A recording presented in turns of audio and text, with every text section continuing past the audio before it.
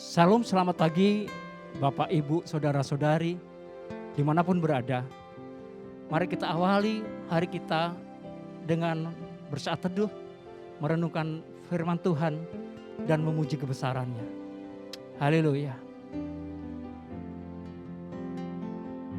Selidiki aku, lihat hatiku, apakah ku sungguh mengasihi Yesus, Kau yang Maha Tahu dan menilai hidupku, tak ada yang tersembunyi bagimu. Mari sekali lagi, selidiki kami ya Tuhan, selidiki aku, lihat hatiku, apakah ku sungguh mengasihimu Yesus, Kau yang Maha Tahu dan menilai hidupku,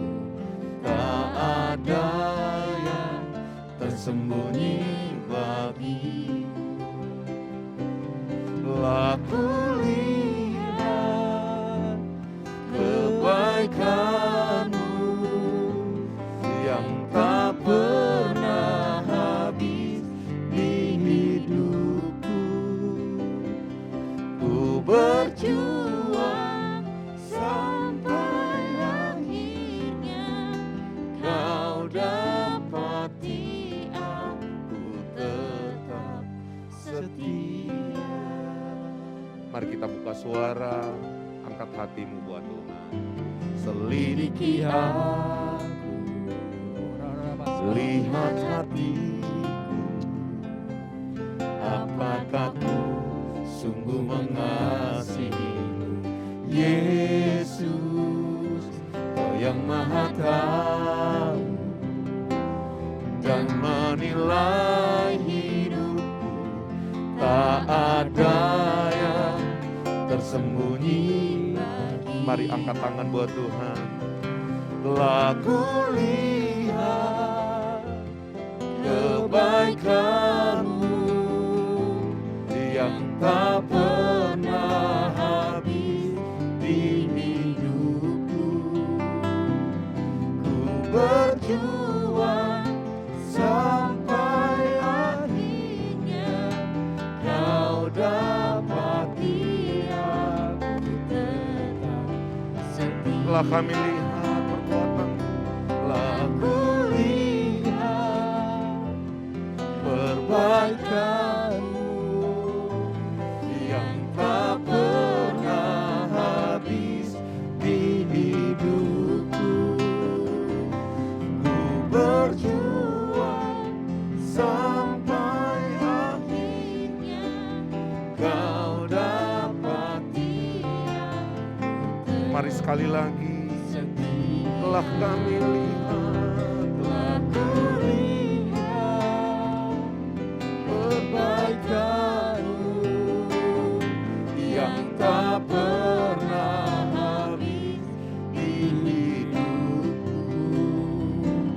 Ku berjuang sampai akhirnya Kau dapati aku tetap setia. Sudah kami lihat kebaikan-Mu, telah kami lihat kasih-Mu, dapat baik Tuhan, Engkau menyembah-Mu Yesus, haleluya, Kau segalanya bagi Tuhan. Mari angkat penyembahan buat Tuhan pagi ini. Dia baik, tiada yang seperti-Mu. Oh,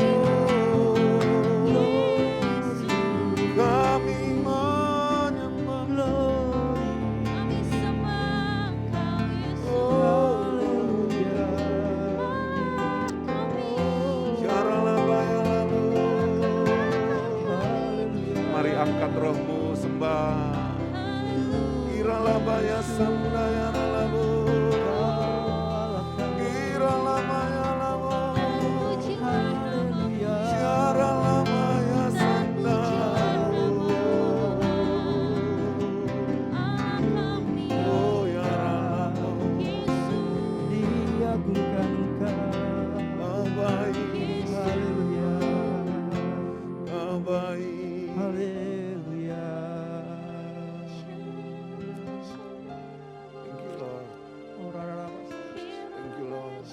Baik Tuhan.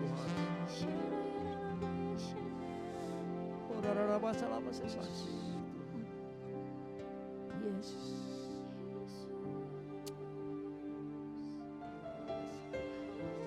Ora basi.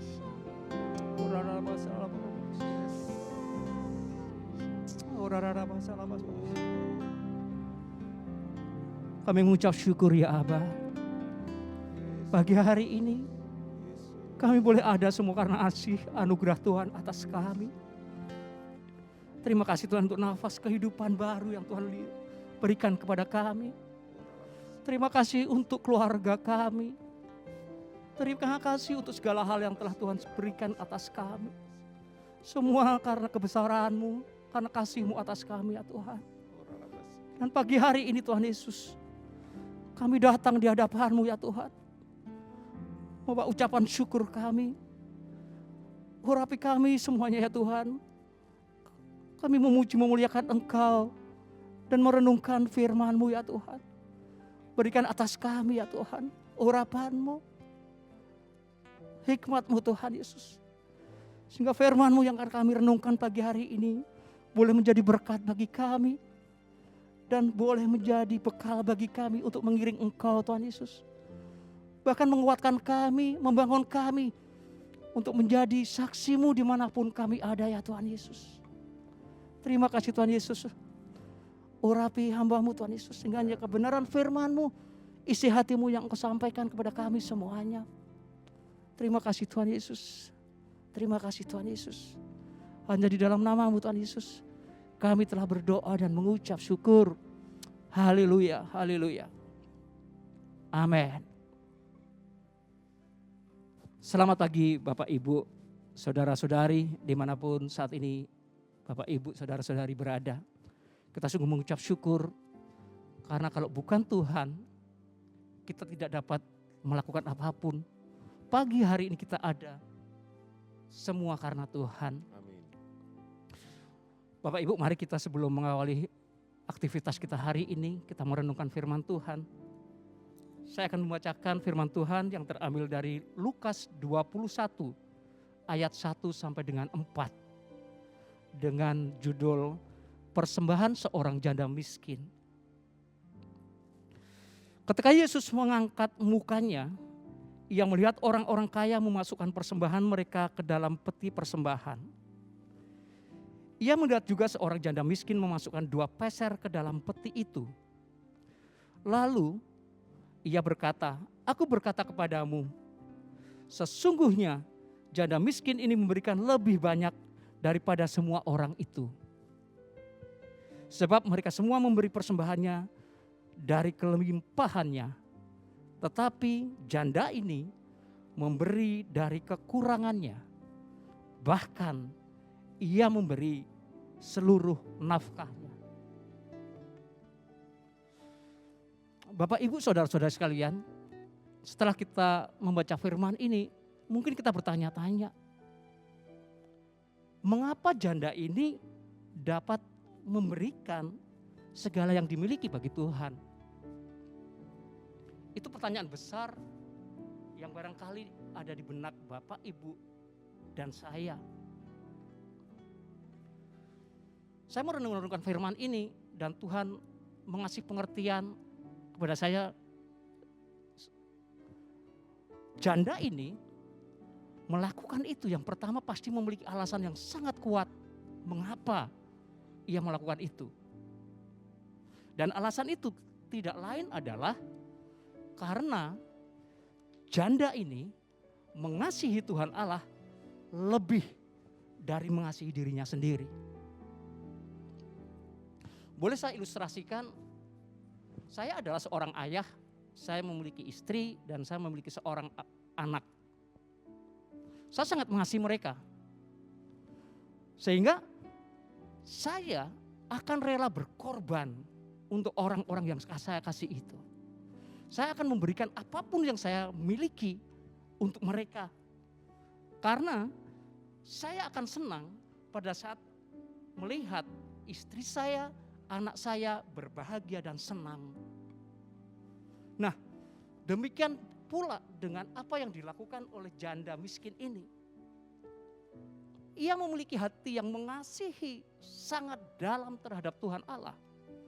Sehingga ia melakukan itu agar Allah disenangkan. Amin Bapak Ibu. Jadi alasan itulah yang membuat janda ini melakukan itu. Karena dia mengasihi Tuhan Allah. Dan ia begitu senang pada saat Tuhan Allah suka akan apa yang dia lakukan. Itu alasan yang pertama Bapak Ibu. Kemudian selain daripada itu, saya juga mendapatkan pengertian bahwa janda itu melakukan karena ia memiliki iman yang begitu kuat terhadap Tuhan. Pasti di dalam perjalanan hidupnya, dia memiliki pengalaman rohani yang sangat dalam berjalan bersama Tuhan.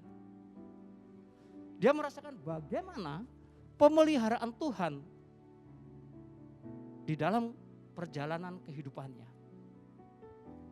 Dia merasakan bagaimana Tuhan menyertai dia dari hari lepas hari, dari waktu lepas waktu. Hingga sampai pada hari ia mempersembahkan persembahan itu di hadapan Tuhan Yesus. Nah, alasan yang ketiga, janda miskin ini dia menerapkan firman Tuhan dalam kehidupannya. Apa yang diterapkan di dalam kehidupannya? Yang pertama, janda miskin ini pasti dia mengucap syukur atas apapun yang ia alami. Dia menjalankan firman Tuhan tidak hanya sekedar membaca doang. Ya. 1 Tesalonika 5 ayat 18. Mengucap syukurlah dalam segala hal. Sebab itulah yang dikehendaki Allah di dalam Kristus Yesus bagi kamu.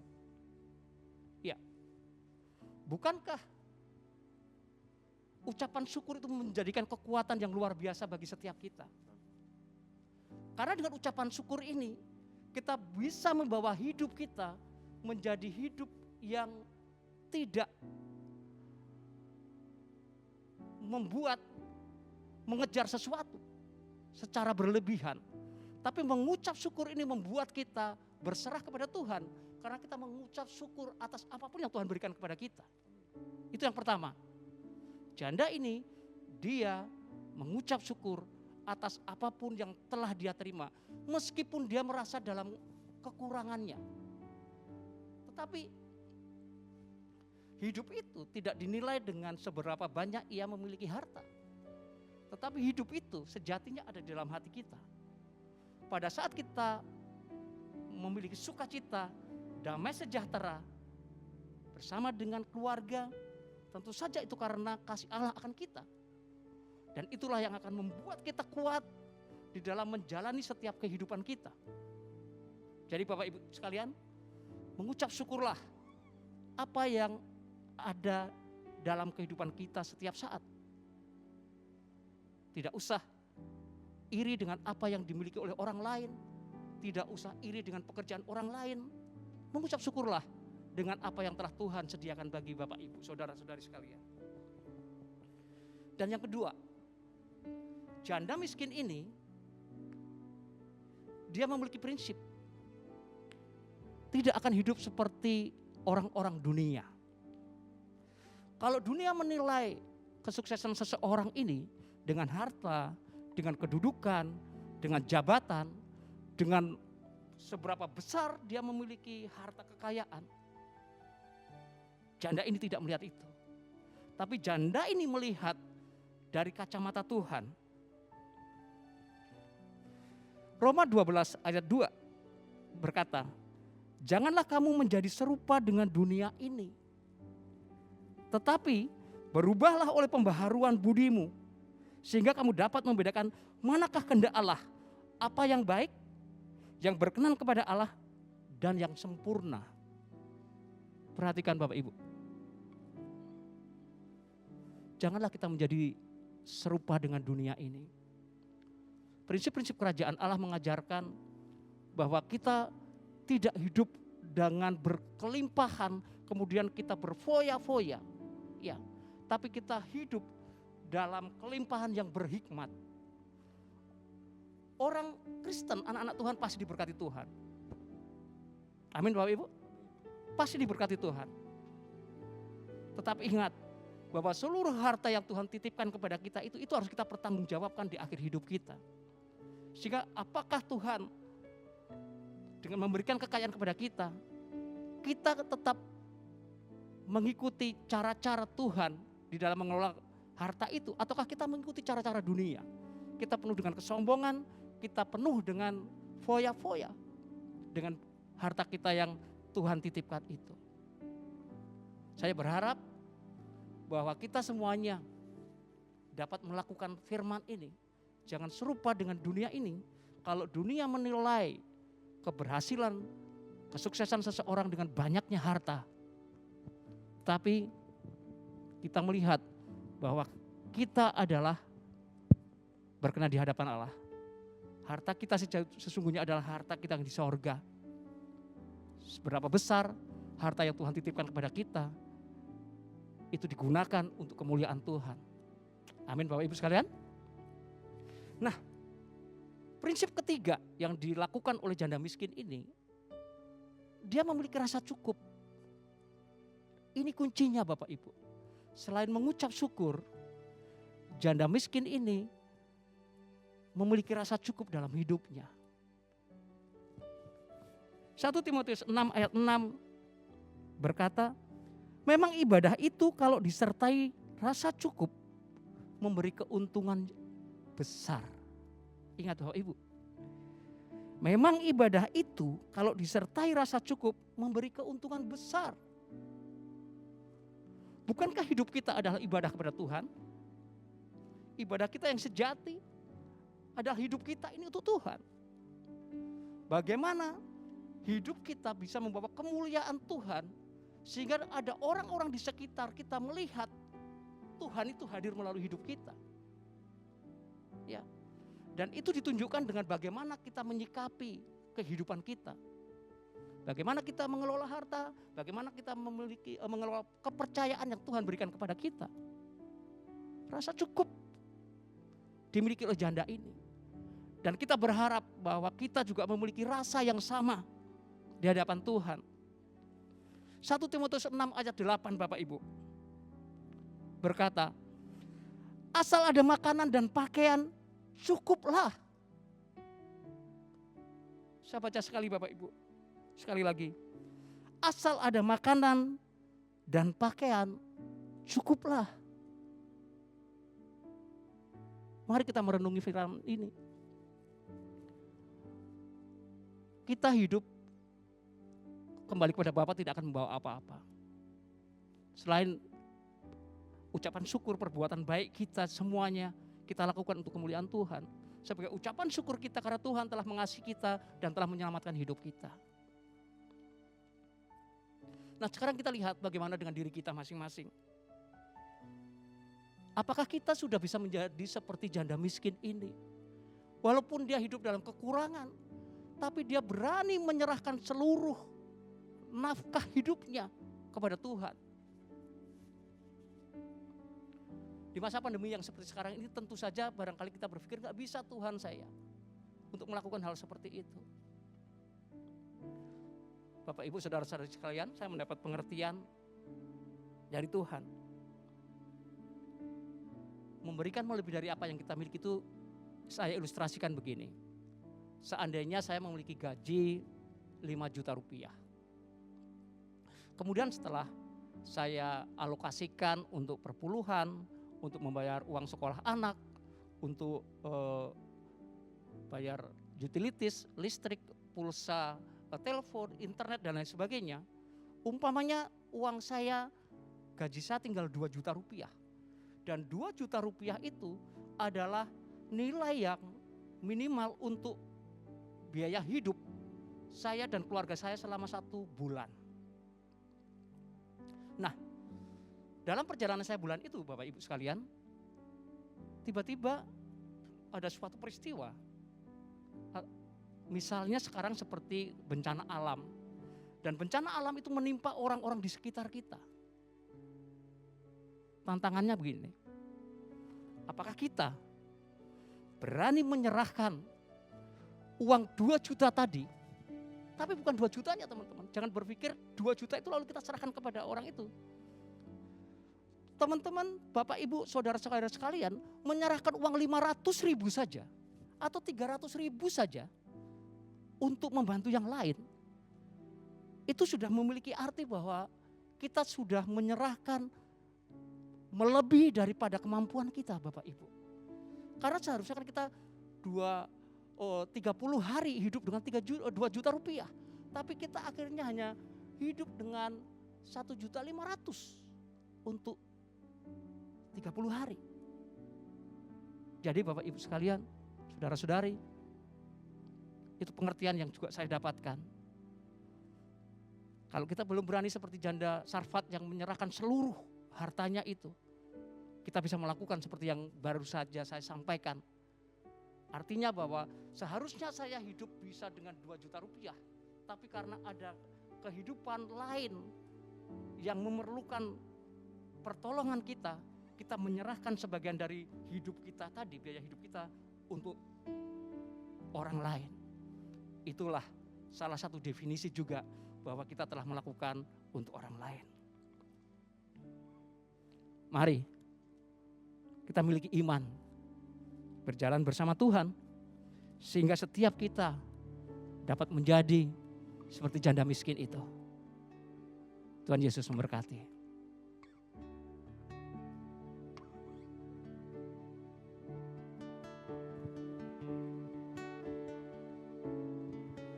Kau bukan Tuhan yang memandang harta, hati hamba yang selalu kau cari.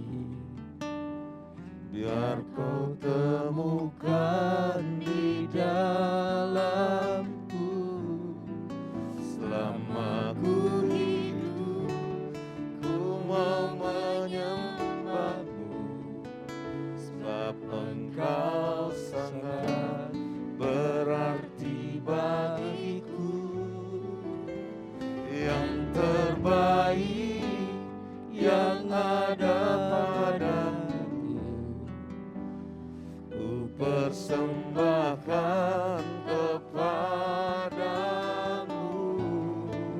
Kau bukan Tuhan yang melihat rupa, kau bukan Tuhan yang memandang harta, hati hamba yang selalu kau cari. Biar kau temukan di dalamku, selama ku hidup, ku mau menyembahmu. Sebab engkau sangat berarti bagiku, yang terbaik yang ada padaku, ku persembahkan kepadamu,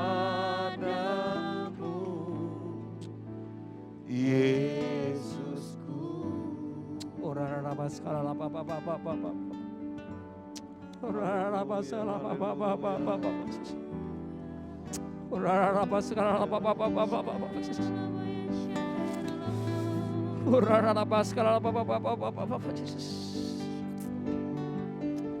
Ya Tuhan Yesus,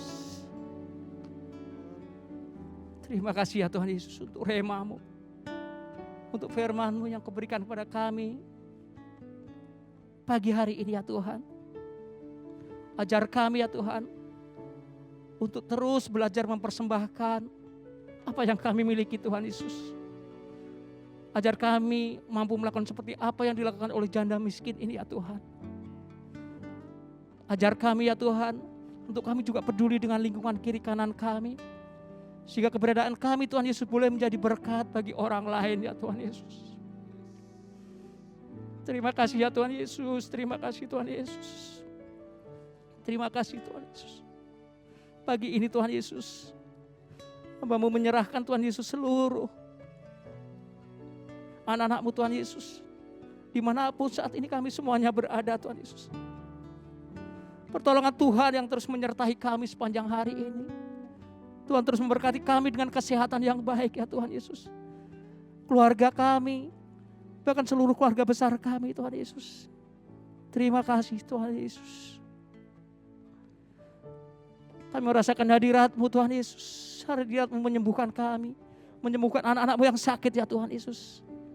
Yang beban berat juga Tuhan angkat bebannya. Yang putus pengharapan juga Tuhan berikan pengharapan baru. Terima kasih Tuhan Yesus. Mampukan kami semuanya menjadi saksi-Mu.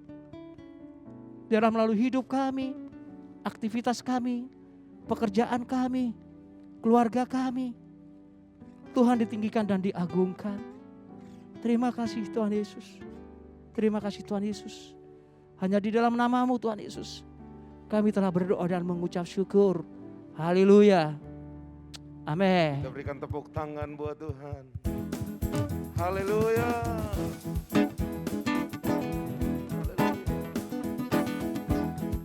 Dengan sukacita bukan menari, dengan sorak-sorai memuji, ku naikkan pujian. Haleluya, nyanyi bagi Dia Sang Raja, nyanyi bagi Dia Sang Raja.